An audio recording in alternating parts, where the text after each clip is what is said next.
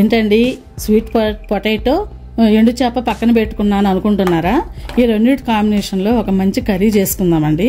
ఇది చాలా బాగుంటుంది. వీలైనంత వరకు చాలా వరకు మీరు వినుండరు, కానీ సూపర్ టేస్ట్ వస్తుందండి. ఇది మనకు సీజన్లో వచ్చే పొటాటో కాబట్టి ఈ స్వీట్ పొటాటోని మనం కంపల్సరీగా వాడాలి. ఇమ్యూనిటీ చాలా పెంచుద్దండి ఇది ఈ చలికాలంలో.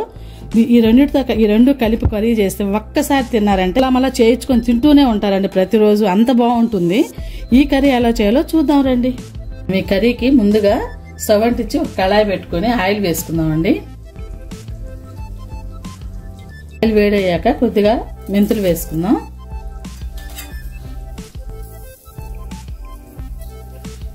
ఒక హాఫ్ స్పూన్ అంతా ఆవాలు వేసుకుందాం.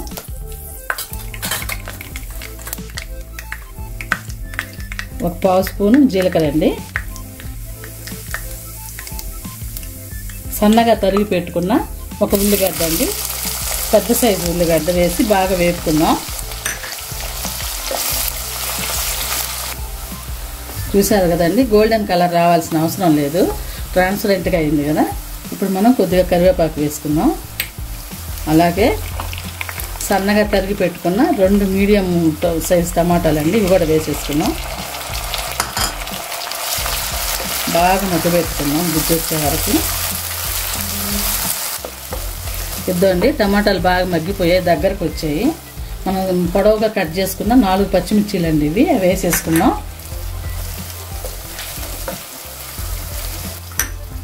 ఇప్పుడు దంచుకున్న 3 వెల్లుల్లి రెబ్బలండి, ఇవి కూడా వేసేసుకున్నాం. ఇప్పుడు మనం పీల్ చేసి శుభ్రంగా కడిగి కట్ చేసుకున్న స్వీట్ పొటాటో అండి 1 కప్పు, అవి కూడా వేసేసుకుందాం. ఇలా కలిపేసి కాసేపు మూత పెట్టి ఒక 10 మినిట్స్ మగ్గించుకుందాం అండి. 50% ఉడికితే సరిపోతుంది.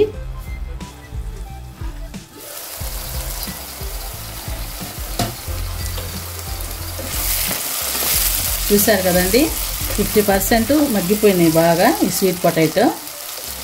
నాకైతే 3 మినిట్స్ పట్టిందండి. ఇప్పుడు మనం ఇందులో ఒక పావు స్పూను పసుపు వేసుకుందాం.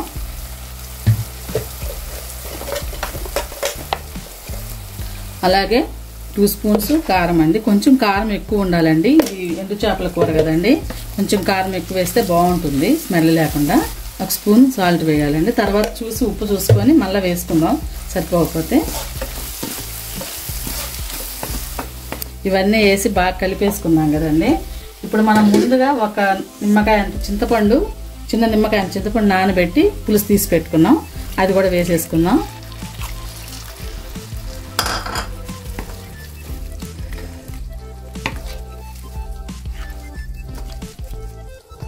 కొంచెం వాటర్ కూడా వేసేసుకుందాం అండి. వేసి బాగా కలుపుకుందాం. కాసేపు ఈ పులుసు మొత్తం తెల్లే వరకు మనం మూత పెట్టి తెల్లబెట్టుకుందాం అండి.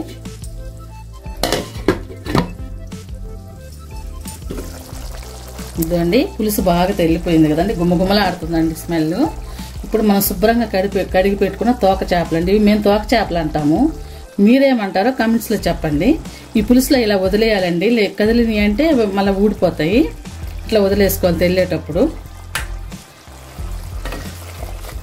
ఈ కూర మాత్రం ఒక్కసారి చేసుకొని తింటే వదలరండి, చాలా బాగుంటుంది. ఇప్పుడు కొంచెం కొత్తిమీర జల్లేసుకుందాం పైన నుంచి, సన్నగా తరిగి పెట్టుకున్న కొత్తిమీర అండి. ఇక మళ్ళీ మూత పెట్టి కాసేపు ఒక 2 మినిట్స్ ఉడికించుకుందాం, సరిపోతుంది.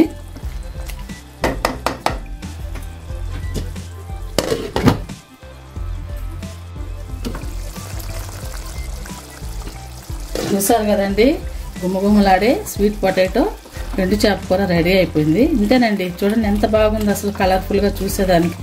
ఇంతేనండి, కర్రీ అయిపోయింది. ఇక మనం సర్వ్ చేసుకోవటమేను. స్టవ్ ఆపేసుకుందాం.